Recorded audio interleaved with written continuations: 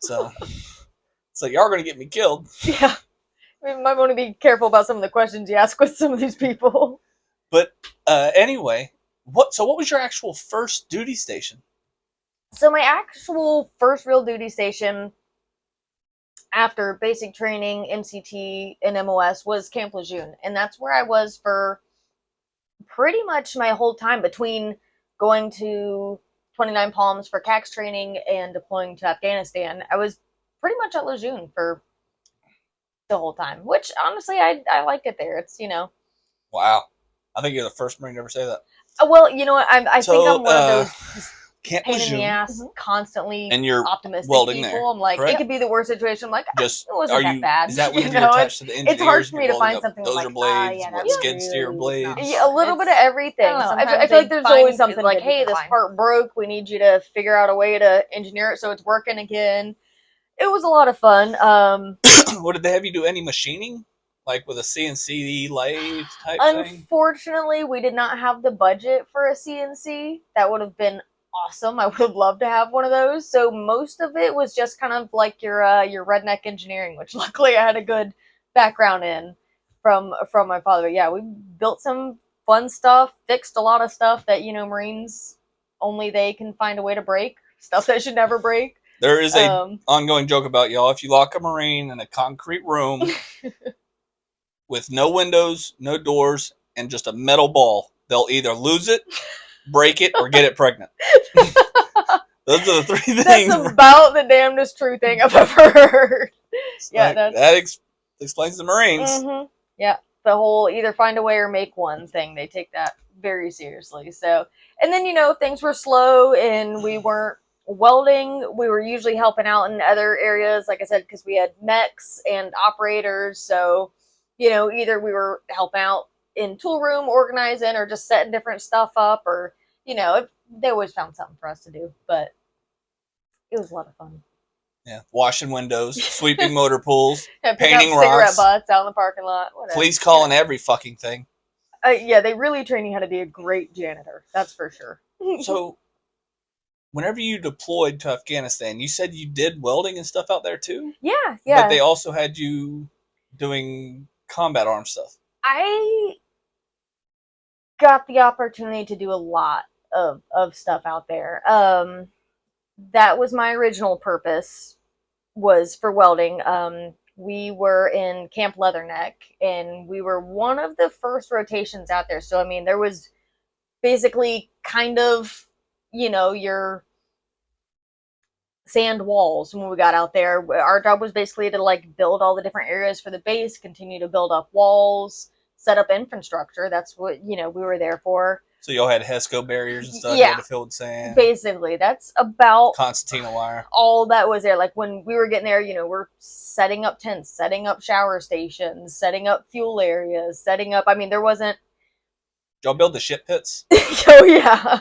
I actually got the pleasure of getting to build some of the pits to be shipped out to some of the fobs for them to use as the glories of being a welder. But yeah, so getting to see that little base grow over the months that we were there was really cool, because that's part of your job, is to create it. So that was very, very neat to see how much that place grew while we were there. It was hard because when we first got there was basically no communication. A couple months in, we finally kind of got to the point where every once in a while you could send out an email, but there was a lot of... There's no mail? Like actual letters or anything? Not while we were there. It finally got to the point where you could send out some email, but even that was a really long wait. If you wanted to send out email, it was usually in the middle of the night, and you were standing out there for Lord knows how long. We had a ton of blackouts to where they just blocked all communication. Blackouts, for those watching, that usually means someone is no longer with us, and they do not want the family to find out before the U.S. gets their chance to tell the family, so they black out everything. Yeah. You cannot send a letter. You cannot... If you happen to buy the phones and the SIM card stuff to work over there, no. They black everything the fuck out, because the U.S. Army still does its due diligence and making sure that they're the first ones to let the family know. That way the family's not hit with oh, I'm sorry your son or daughter died, or Yeah. your husband or wife, what have you, they want to be the first one to break the news. Yeah. So unfortunately, we had a lot of communication blackouts. So bless my mom, she obviously struggled a lot while I was deployed. So I tried to tell her at first, it's like, if you don't hear from me for like a month or two at a time, don't freak out. It's just how it goes over there. Either we're out on patrols and at different, fobs or things like that, or we're having blackouts. We would call it Waddy River, whatever. Like, you just don't panic. There's gonna be periods where you don't hear from me, and she took it like a champ, as did my whole family. They were great. But So when was your deployment? so I was there in 2009. It's the same time I was in Iraq. Hey. Hell yeah. Bald eagle screeches in the background. Yeah, we were in Helmand Province, Afghanistan. There's a little place called Camp Leatherneck. I've heard of Camp Leatherneck. Yeah.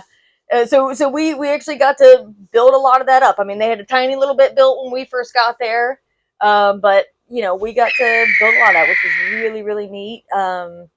I got the opportunity to be one of the first waves of the FET team, the female engagement team, which is what exactly is that?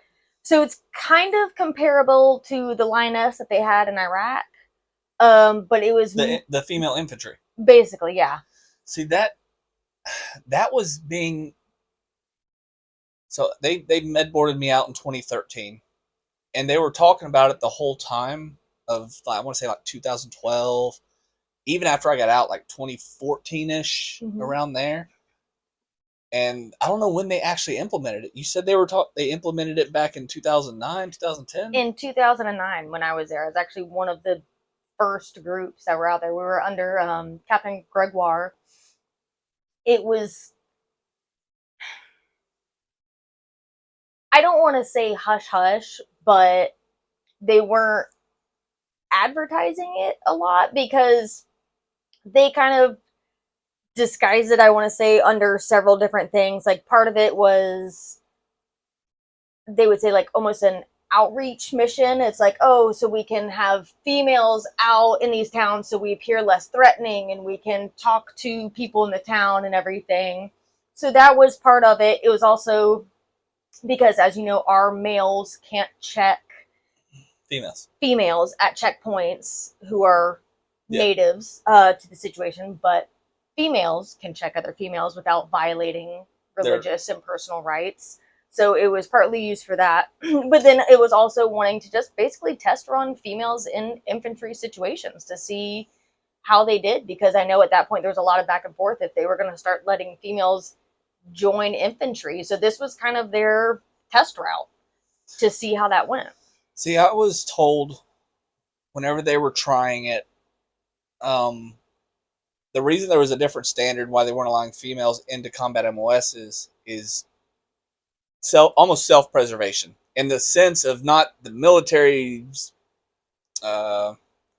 image or anything like that. It was, how long can they be in the field and engaged doing their duties, where females, there's a lot more cleanliness stuff that has to go on. Y'all do things that we do not do.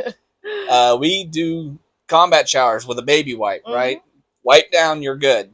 But females, I forget what the time frame was. It was, I think, 3 weeks that y'all have to be pulled out of the field for showers or whatnot. And I don't know who makes all those timelines and rules and standards, but I know it had kind of gone back and forth politically for a long time of keeping females out of infantry. Should we let them in infantry? And so I think this was kind of their way of test running that. So we went through our own tests and measures. It had to be a volunteer group. They couldn't voluntold any of us to go. We had to say, yes, we'll try out for it. We went through our own training sequence. And you were just girls made it, some girls didn't. And you were just like, yippee-ki-yay, motherfucker. Pretty much. I'm not going to lie, it was awesome. I got to work with some of the most incredible women I've ever met in my career. I mean, just also gung-ho, badass, hardcore, strong, smart females. Like, it was such a small, tight group. I mean, it was incredible getting to work with any of them. I mean, you got some bad bitches in the world. You got Holly Holmes, Gina Carano, fucking. You got these MMA. Dude, if they train like that and they wanted to go infantry, I'd be like, okay, fucking hey, throw Ronda Rousey at 240, right? Like, fucking let them go. let them be part of it. So yeah, there was a lot of periods after being initiated into the FET, the female engagement team. We would then get pulled. Like, I would be just, out doing my normal job one day, welding, and they'd be like, Brigitte, female, go do your FET team thing. I was like, I'm leaving right now. Yeah, go get your shit and go. You're going with 2-3 golf. I was like, where am I going? I don't know. Just go. So I was attached to 2-3 golf for a while in a few different infantry groups, and Do they have a patch or anything? Mm-hmm. Okay. So the only reason I'm asking is because my editor will put it up there, but I want to make sure that it's the right patch and everything. Because I know y'all don't like patches, but even though y'all have patches, like I've seen the 1st Expeditionary patch. Yeah, like 8th Engineers, we even have like a little engineer castle in there and stuff. Like, we don't wear them. We don't have like a little Velcro thing, but we make decals or whatever. Just that way the unit gets the recognition. Yeah. No, and it was awesome getting to work with them. They're a badass group of dudes. I mean, just your solid infantry, what you expect from them, the dipping, spitting, hardcore, not much for conversation, but you want to be by their side when shit goes down kind of guys. So that's when you want the animal. That's whenever you want the mean. Like, instead of fighting the biggest dude whenever you go to prison, this is the moment where you want to befriend them. Like, exactly. You want them on your side.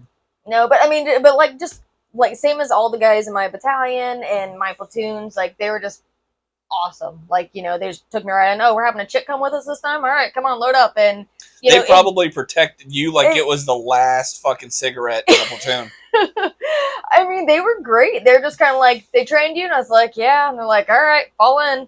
You know what to do. And so, I mean, they just kind of let me do my thing and be right in with them. And, it was really incredible. We went to so many of these just literal mud hut villages and talking to these people and women and kids. And then, I was lucky enough to be with them during the Battle of Dahana's Pass, where we actually took that town. Oh, shit. And it took us a couple days to get in there. And because it's literally, the pass goes through this mountain range that's been used throughout history for war, because it's literally a funnel. So if you've got the high ground, which the Taliban did, everybody on the ground is screwed, which was us. Y'all fucking took it anyway. So we took it in. We were literally pinned down by RPGs, mortars, Dishkas left over from the Cold War for, a couple days.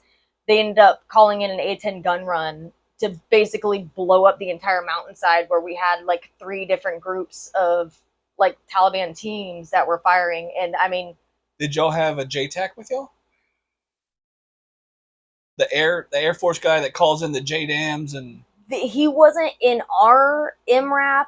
So I don't know who was the one who actually ended up having called in, because we had several different MRAPs in the patrol. And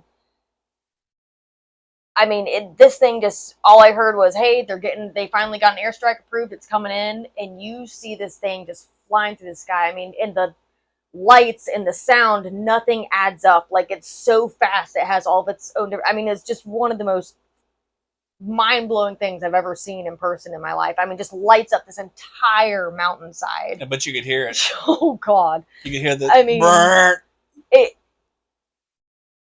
I wish I could describe it so much better than I am right now, because it was like, it's like a fireworks show. But it was like watching a movie in person, like the hardest core badass movies when just stuff's exploding everywhere. It was like that. Just this thing comes right overhead, just the whole mountainside. And they're like, all right, you're clear to go in. Suddenly, like, all these different rounds we've been taking from all these different angles just stopped, and we kind of finally made it into town. And still over the next like 2 days, we were taking random fire. We had snipers stationed on, the rooftops around to help combat that. But we'd still get random, RPGs in and from all over. We slept in our Flax and Kevlars, for days in there. I remember there was Well, at least there's space in the MRAP. Yeah, well, we did end up actually taking over a few of the houses because the town had pretty much cleared out at that point, and we'd forewarned them, like, we're coming in. Like, they had sent in some of the stallions, drop flares, like, let them know, like, hey, they're coming.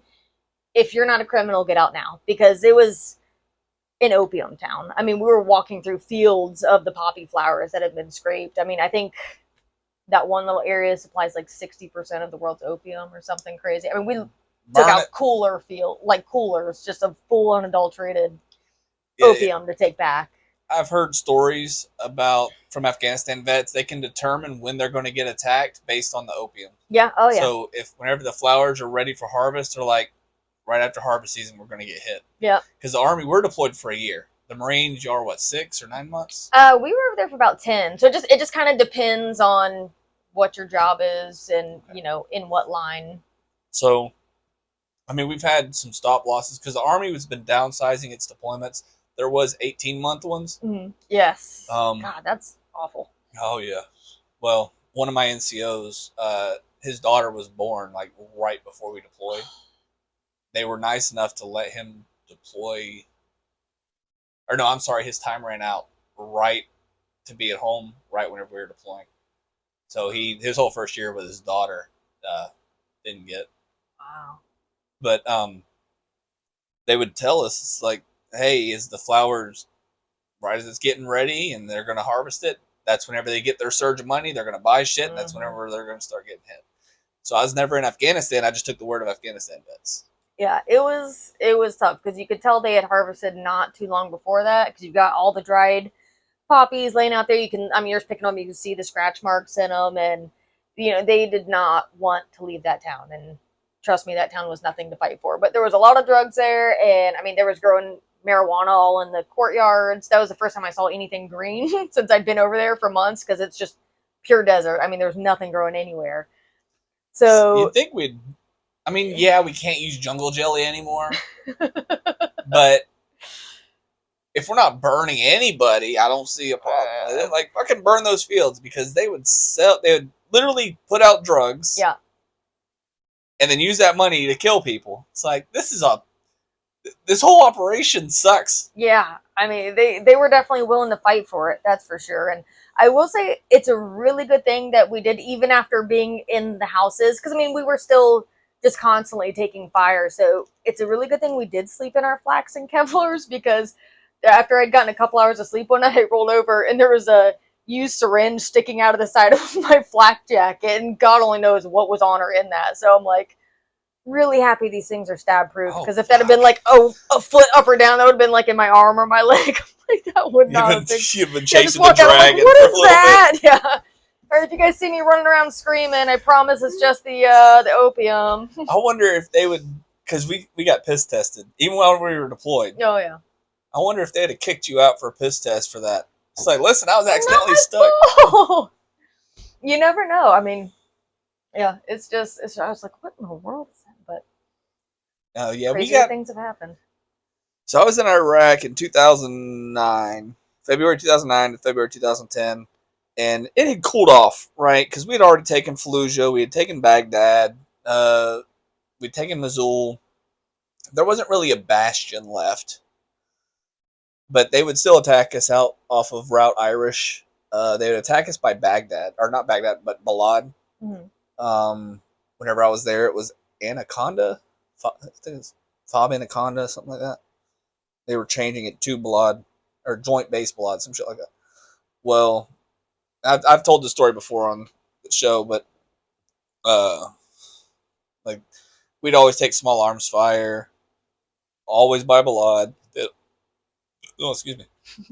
They would always mortar us at Balad. It got to the point, and you get used to living at that. Mm-hmm. I would sleep at the trans tents, right? The transient tents.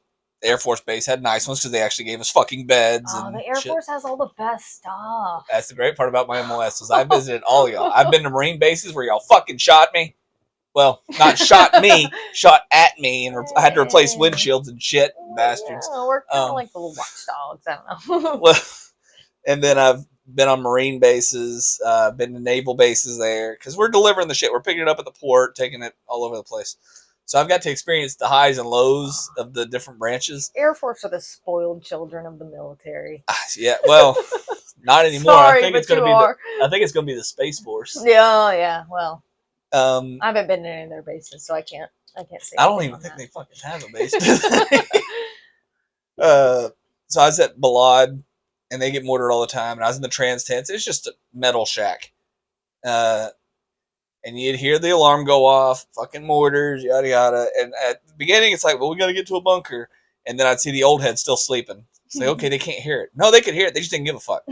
And they've been there before. So I got to the point where it's like, I just don't fucking care. Because you hear the alarm come in, you'd hear a whistle, and you hear, brrrt. A couple seconds later, boom. Mm-hmm. I don't even know what the fuck it was. It was like Gatling guns all around the airstrip there. Because they protect that fucking landing strip. Oh, yeah.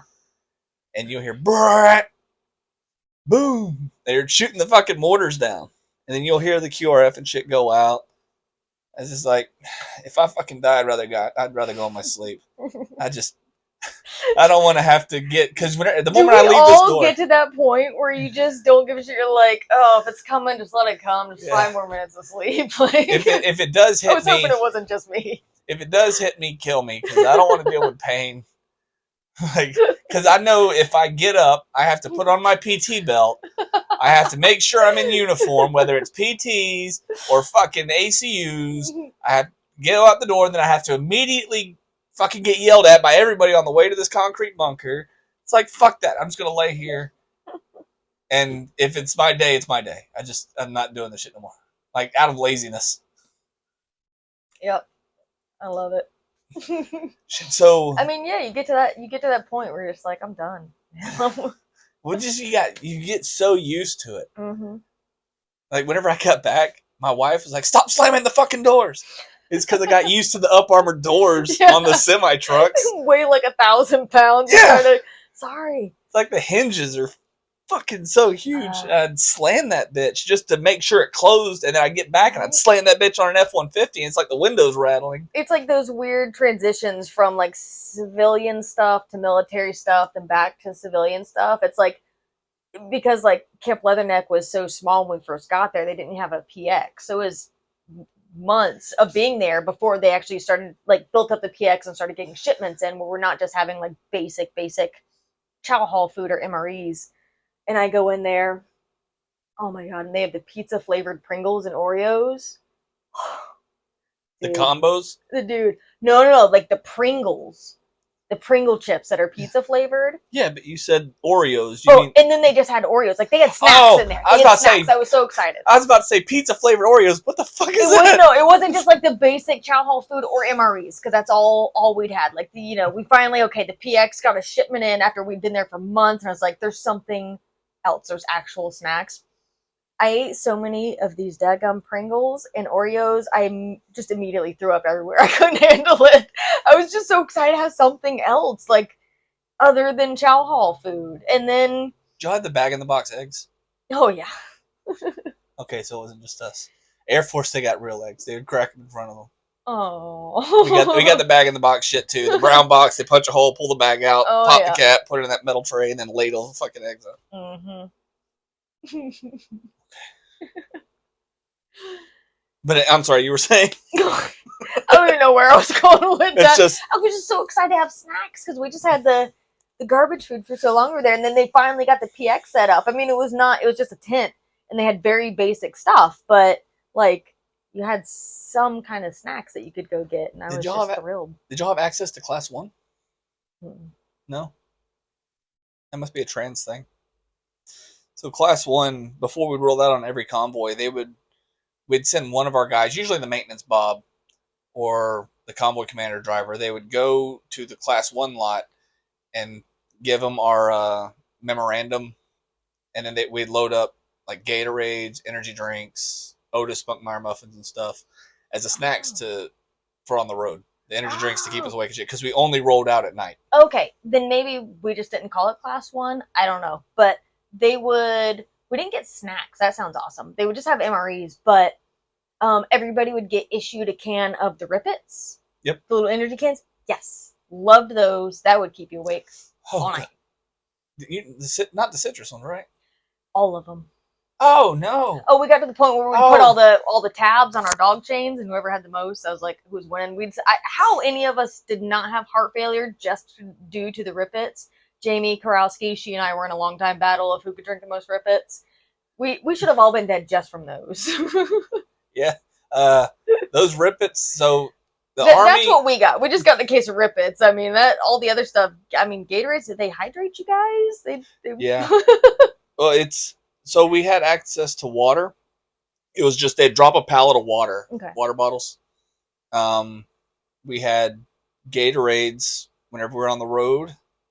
Otherwise, we had to go to the PX and buy them.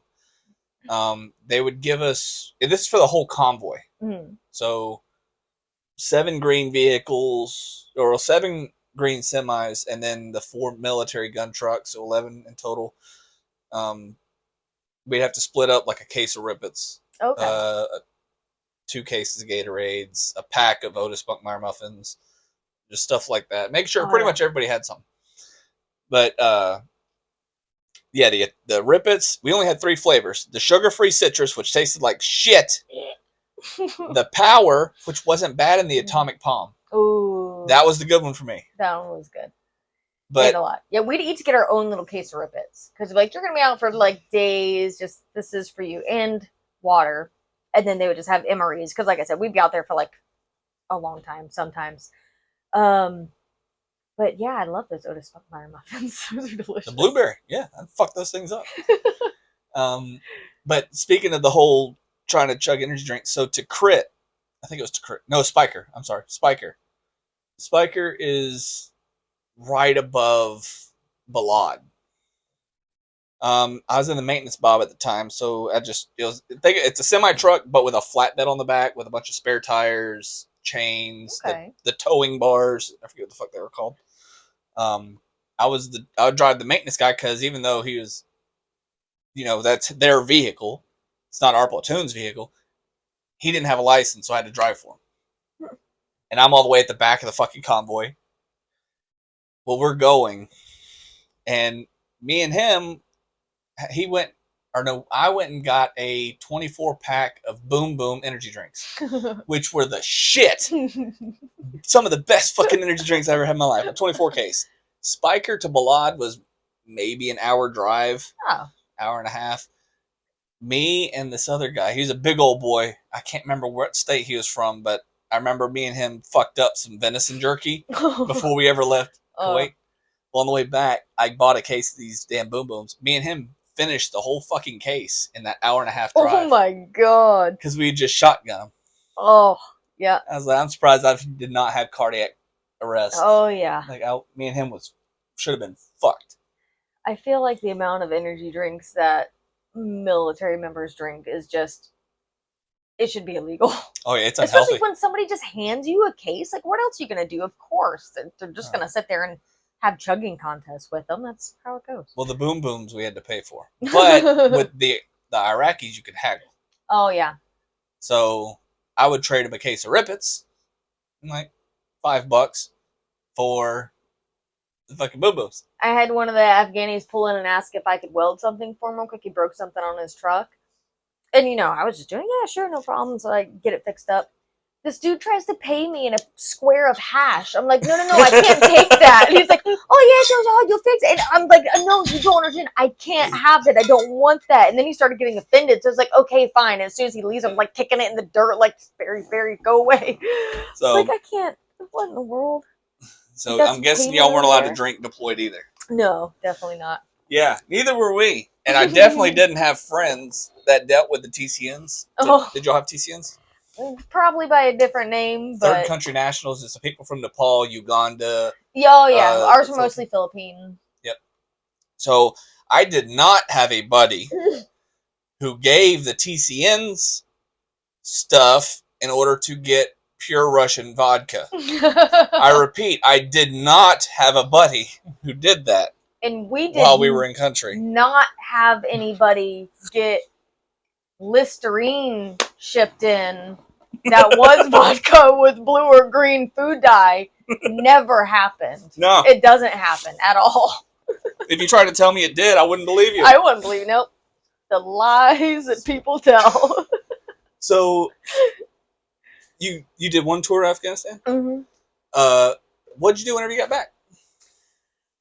So kind of went back to the welding. At that point, I was a corporal, so I was doing a lot of the maintaining of the platoon, which was fun, just kind of keeping track of people, because when we got back, we had another team kind of immediately go out and go, so we were kind of in a skeleton crew, and so I kind of like became mom to a lot of people, which was fun. But you're just kind of, isn't your corporal an NCO position, or is that Lance Corporal? No, corporal is when you're considered NCO. Okay, so it's private first class, Lance Corporal, corporal? Yeah.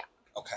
Mm-hmm. I get Lance Corporal and Corporal mixed up. Because we have a corporal too, and it's our E4, and it's kind of the same thing. Like an E4 can be an NCO position if you're a corporal. Oh, okay. But if you're a specialist, you're not an NCO. The only difference is position of power. You don't get increase in pay or anything. It's just. Interesting. But anyway, so you got back. Mm-hmm. Did you decide to get out after that, or? Pretty much. I mean, at that point, it was getting close to the point of deciding of re-enlisting or not. And you only had a 4-year contract? Yeah, 4-year contract. And that was a really hard decision for me because, I loved the military so much. I loved the Marine Corps. I loved the lifestyle, everything that you did. But, there was also another side of me that really wanted to do the family thing and have kids. And I feel like are there people who do both? Of course there are. But I've seen so many of those families struggle, and divorces happen where if they hadn't have still been active duty, they probably would have still been together, and just hardships for the kids. So I decided, like, either I need to stay in and make this a career and it just be me, or I can get out and do the whole kids thing. And so that's what I decided to do. I decided I wanted kids, so I decided not to re-enlist.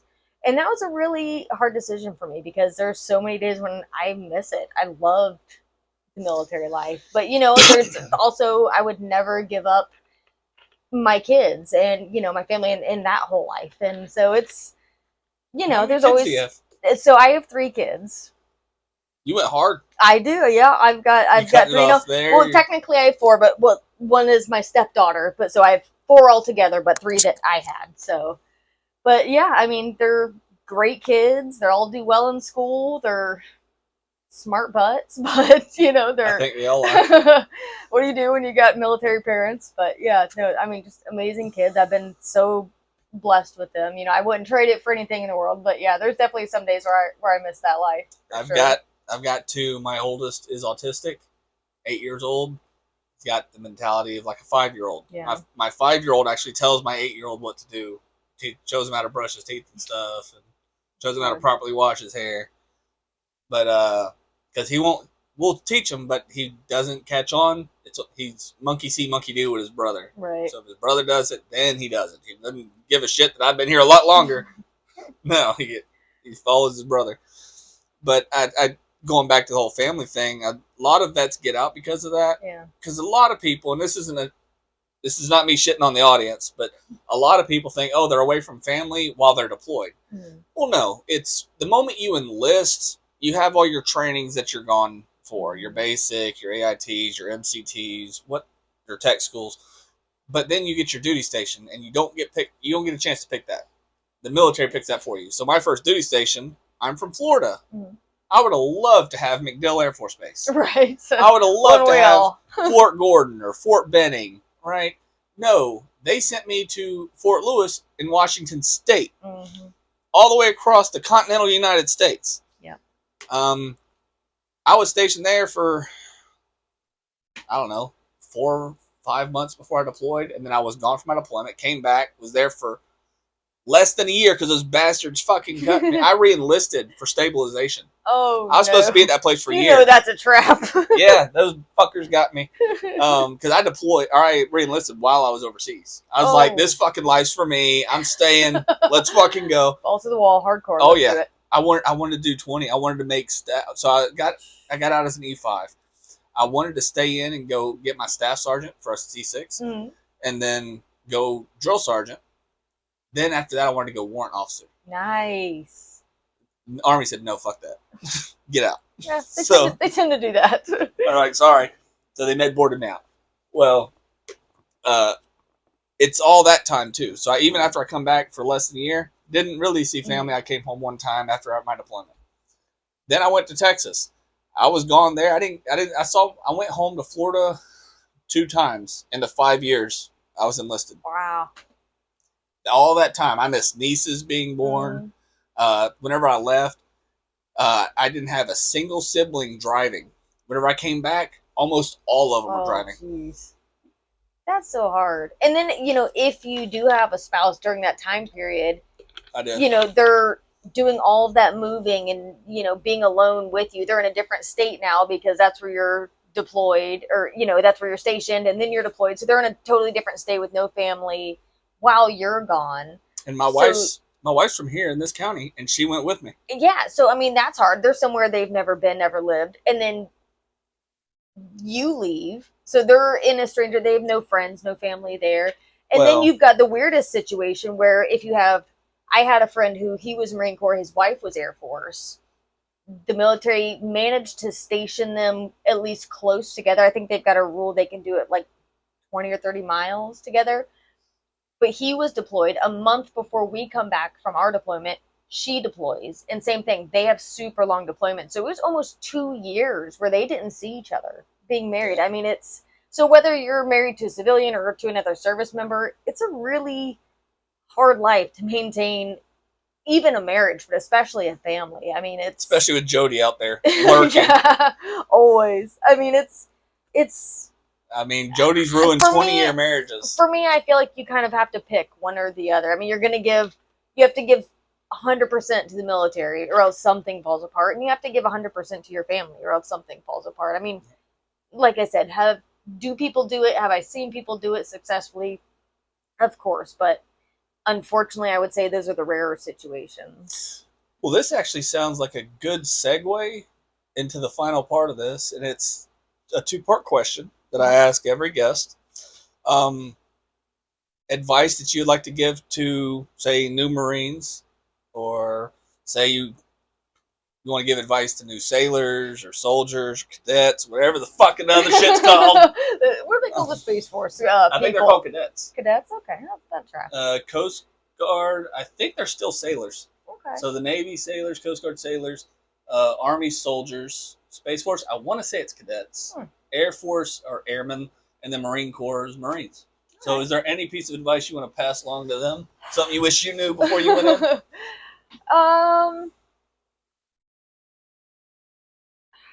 Gosh. I would say that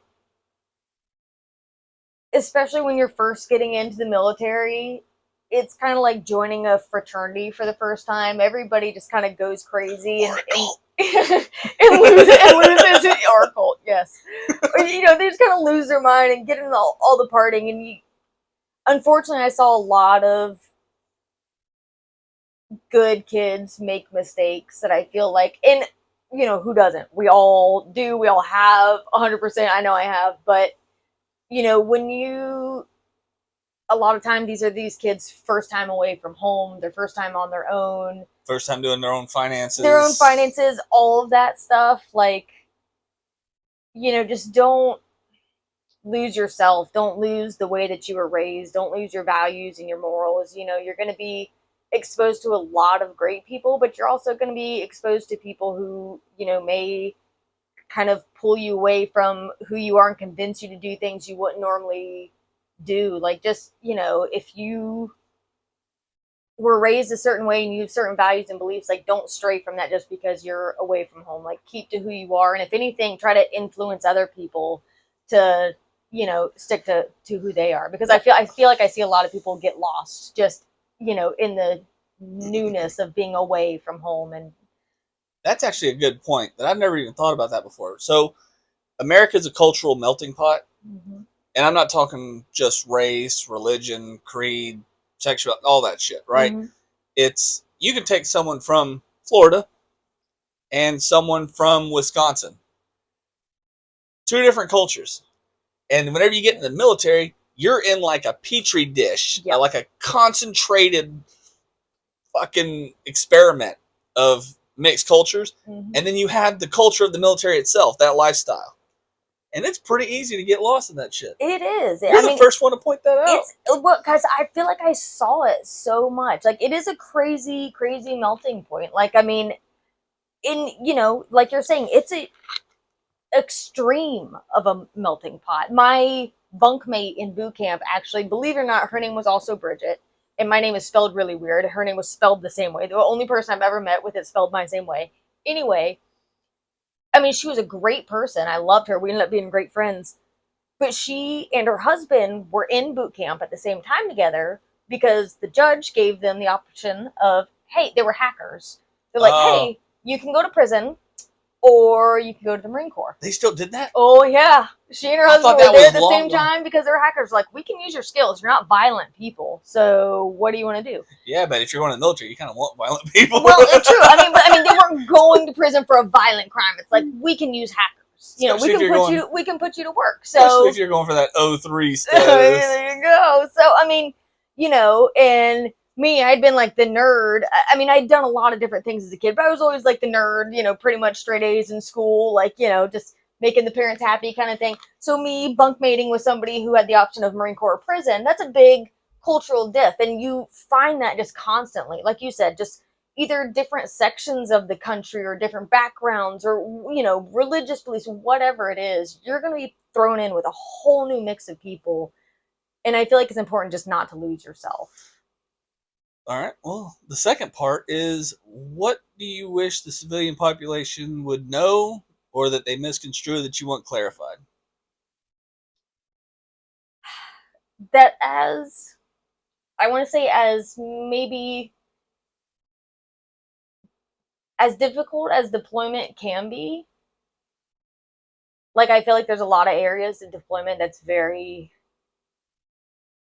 emotionally and mentally challenging, that most of your military members wish that they were back on deployment. Like, sometimes just the simplicity of it. You're not worried about your mortgage or, making sure your grass is mowed. It's literally, personally, how I feel humans were meant to live. It's like, hey, today I'm either going to live or die. Whatever. I mean, it's the organization of it all, too. It's like, this is when you can eat. This is when you can sleep. This is when you can go shit. It's like everything's kind of laid out for you. It's like your whole life is on. It is, the simplicity is mind-blowing and oddly comforting. Like, you can have constant fire, mortars coming in, bombs going off, and you're like, whatever, I know chow's at 6. So, I mean, it's oddly comforting, and I feel like most service members you talk to will say that they miss deployments. Especially those that can't do their job here stateside. Yeah, that too. And you can only do them over there, because even though I was a truck driver, I couldn't do my job here. I can only do it over there. I mean, there's a lot about deployments that suck. There's things about deployments that I wish I could never think of or see again. But there's like that kind of mentality where everything's so simple. You're stressed about the things you should be stressed about. Living or dying. You're not stressed about the stupid stuff. Is my HOA going to get on to me about how high my grass is? Stuff, part of an stuff HOA? Like that. Not anymore. No, but I have been, and it's a government within a government. Exactly. Like, that's the last thing we need. But like, I remember one of the first times after coming back from deployment, I went into Walmart, and I feel like I almost had a nervous breakdown in like the shampoo aisle. It's like, why are there 4,000 kinds of shampoo? I just need something to wash my. Like, over there, I used my hand soap to wash my hair. I was like, why are there so many choices? I was like, and I felt so overwhelmed. by the complexity of something that should have been simple. See, mine was different. Like, mine wasn't worried about that. I couldn't go to Walmart because there was too many people there. It's kind of hard to keep an eye on all the exits and all the people. I still have issues with that. Yeah, I wish I could say it gets better, but it doesn't. I pretty much exclusively do the Walmart delivery now. It's 100% worth it to not have to go in that store and just be, one, you want to run people over with your cart, but two, you're constantly looking behind. Hurry up. I feel you on that. Waiting on you. But no, it's my wife is like my saving grace because she does all that stuff. I don't have to deal with society at large. Yeah. Because there's times where you just want to throat punch a motherfucker. A lot of times. Yeah, a lot of times. Especially whenever it comes like stupid questions. It's like the directions are written on the board in front of you. But that's been our time. Thanks for coming in. Absolutely. And thanks for watching. I'll see you next time.